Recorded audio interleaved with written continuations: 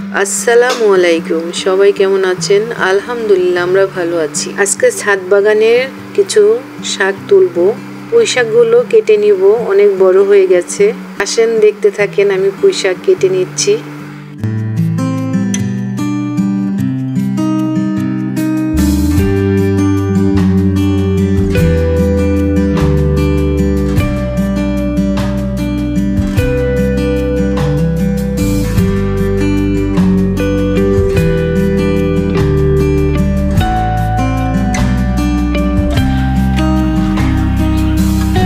নিজের হাতে লাগানো শাক তুলতেও ভালো লাগে, খেতেও অনেক ভালো লাগে। আপনারা আপনাদের যতটুকু জায়গা আছে সবাই শাক লাগাবেন। শাকগুলো সুন্দরভাবে কেটে নিব।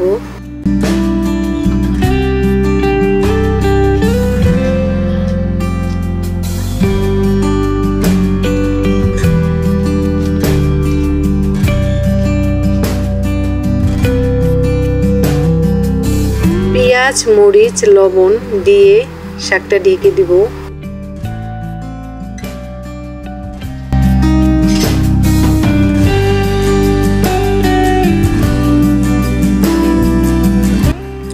সিদ্ধ হয়ে গেলে শাকটাও ফোড়ন দিয়ে দিব।